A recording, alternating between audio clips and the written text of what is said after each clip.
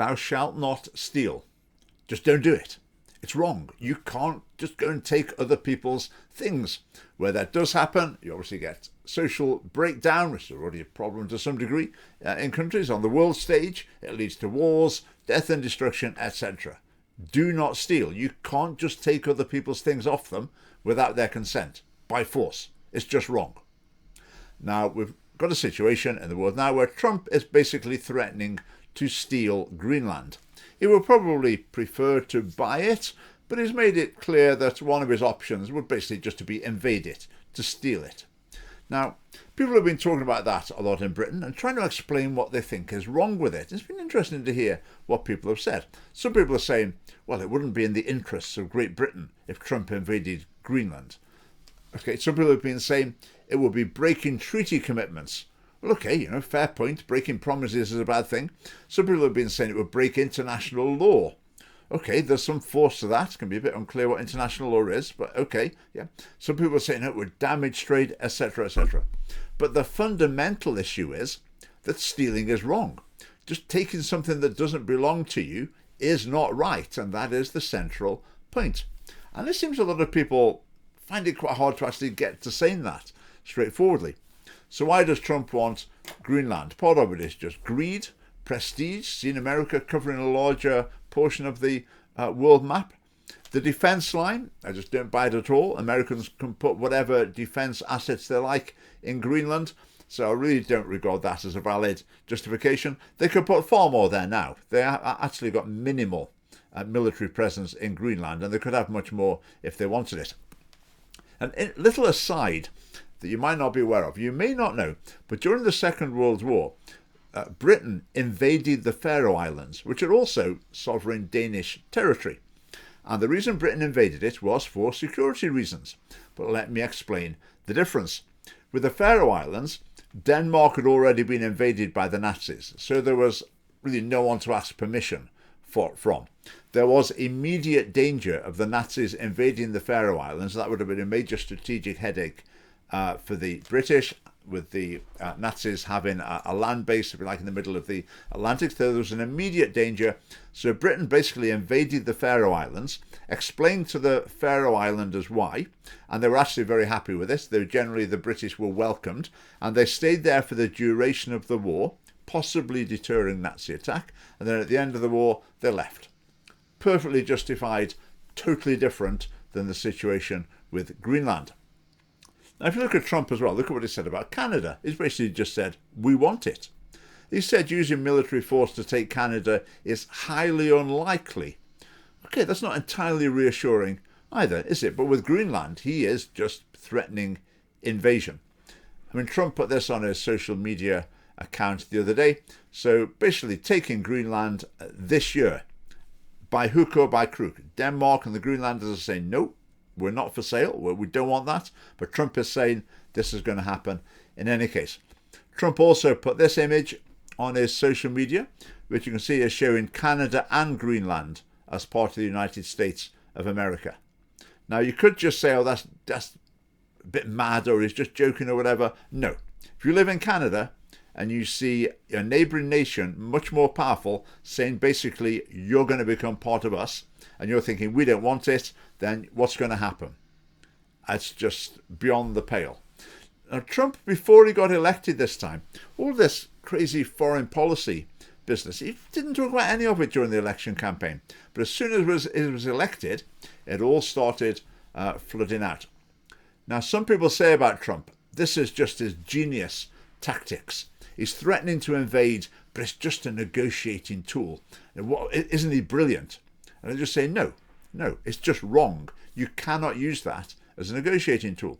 People like if someone came along and said, I need your house. I want to extend my house. I need your house, so I want to buy it. And you said, well, it's not for sale. And they said, well, okay, well, maybe we'll send an armed gang round. We'll kick your door in, and we're going to take it in any case. Or you can sell your house for £10,000 to us. Now, if you said, okay, we'll sell it, I don't think you'd say, oh, well, that was clever negotiating tactics, wasn't it? No, it was just totally wrong criminal activity. So the threat is wrong in itself for the anxiety it causes to the people of Greenland, similarly to the people of Canada. And Trump is now threatening people who object to him invading, stealing Greenland. So he's not interested in listening to arguments. He just wants to threaten those who are disagreeing. Now, basically, the fundamental point here is that Trump is not a good man. He is a charismatic man. He is an intelligent man. He is an effective man. He is a decisive man. He is a strong man. He has some good values. To some degree, he's pro-life. I don't know what he actually believes in his heart of hearts, but some of his actions have been pro-life. Transgenderism, right with him. He's patriotic. I like his understanding of equality. He's very much for freedom of speech. So right with him on those things. I like a lot of what he does. I like a lot of what he's done. But he does not have a strong moral code. Where he should have a moral code, he's got driving principles like loyalty. If you're on his side, you're just great. You're a wonderful person. You're brilliant at what you do. Absolutely honoured to know you. If you're not on his side, then you're a terrible person. You're useless. You're incompetent or whatever. So he's got this sort of tribal attitude where loyalty comes first. I think also he admires strength above goodness as well. If you listen to the way Trump uses personal insults, again, it's just wrong. So if you're a child, if you were called into the school, you say you've got an 8-year-old child, and the head teacher said, look, your child's been saying these sort of things, these sort of personal insults to other children, then you'd think, oh, right, okay, I better speak to my son or daughter. We've got to explain to them, this is not on, grow up. You don't treat people like this. But Trump doesn't seem to have learned those lessons. I mean, Trump's pride, it's almost comical, often so overt. I'm the greatest, I'm the best ever. Again, if your child of any age was speaking like that, you'd say to them, whoa, you can't talk like that. But what are people going to think? That's just the wrong attitude. You've got to have some humility. You can't keep talking like that. But Trump does it on the world stage. So Trump's priority is getting what he wants, rather than doing what's right and what's fair. And if you think, you're going to have a leader, you quite like the idea of having a leader who does the wrong thing on the world stage, because that'll, get things done or whatever. Well, don't be too confident they're going to do the right thing at home as well. Now, I hear people saying, sometimes that's what you need. You need a bad man in charge to get things done. But that's just not true. It's not true. What you need is a good man with the necessary qualities. You could have a good man with all the positive qualities that Trump's got, but also with a functional moral compass as well. So if you think, sometimes you need a bad man to get things done, I just think that's wrong. It's wrong. If these things can't be obtained by fair means, they have to be obtained by stealing or whatever, then that's just wrong. It's not that you need a bad man, it's that you're wanting things that you shouldn't actually be able to have. Now, Trump inspires loyalty. It's very effective at that, and I fear for some of his supporters, including in Britain as well, this loyalty can overwhelm a sense of morality. So people are more committed to defending Trump than defending or judging what's right and wrong. Basically, if you're the leader of a country, nothing makes up for invading another country to basically steal its territory and subjugate its people. Now, again, you might say, oh, Trump probably won't do it, but even threatening it is seriously, seriously wrong. Now, I'm quite concerned about this for a number of reasons, apart from the obvious one of what's going to happen to Greenland. But what's this going to do to social conservatism and its reputation in the world? Because when Trump was elected, lots of people have said, oh, Trump's a tyrant. And I would be among the people saying, oh, don't be ridiculous. He's not a tyrant. He's just got different values from him. He's got more conservative, patriotic, whatever values. But the way things are heading, all these people who said Trump's a tyrant, they're going to feel vindicated. And maybe they will actually be vindicated. It's heading that way. It seems to be heading that way. And that will be a huge blow for conservative values, if you like, all around the world. Wherever someone stands up with an agenda, let's say the trans issue, for example, whenever people say, okay, we've had enough of this nonsense, we're going to put a stop to it, people will say, oh, that's like Trump. You're like Trump. Oh, we better watch out for these types. You know what these types are like. America tried electing someone with these values, and look how that worked out. He ended up invading the country next to them. So that could have very far-reaching negative consequences. Also, look at what happened in Canada. In Canada, Pierre Poilievre of the Conservatives were on course to win the election by a mile. But then Trump started talking about taking over Canada. Canadians were utterly furious, and so they switched from the Conservatives and elected the Liberals instead. Now, Pierre Poilievre of the Conservatives, he was very outspoken in his opposition to Trump.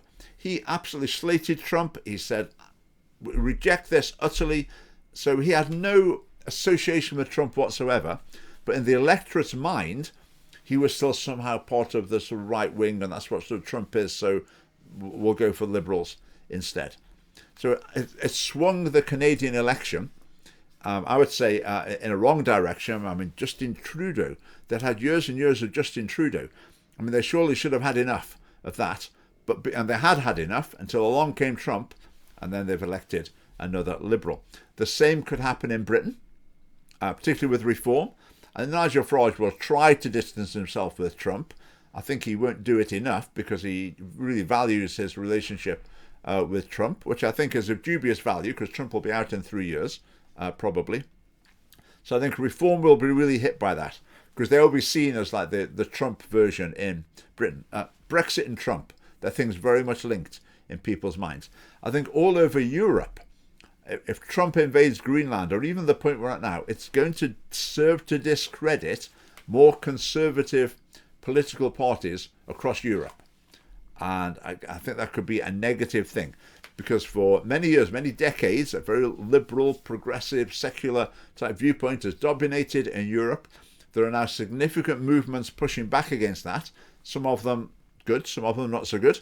But Trump could undermine that trend completely. Here's another thing as well. Assassination of Charlie Kirk. A huge amount of good came from that. A huge number of people around the world were attracted to Christian faith, became Christians. I've heard of several stories here in Edinburgh of people who became Christians, turned up at church because of Charlie Kirk and because of watching his memorial service and hearing the Christian message preached basically by Republican politicians. I mean, not Trump. Trump doesn't particularly claim to be a Christian, but virtually everyone else associated with the Republican Party, they were basically preaching a Christian message, and that's been a really positive thing. What happens to that if this Republican Party and Donald Trump then go and invade the country next to them? Well, that's really soured the thing, hasn't it? That's really going to undermine the impression it's made in people's minds. So people might be thinking, I watched Charlie Kirk's memorial service. I was really moved. Yeah, I became a Christian. I thought, these people I'm watching, they've really got something. And then you find these people are the ones who go and invade the country next door. Well, I think that could really undermine a lot of the good that's come from that. I mean, to conclude, in every aspect of life, in every context, what's right and wrong has to come first. And it has to be the overriding consideration. And that's our philosophy of the Scottish Family Party.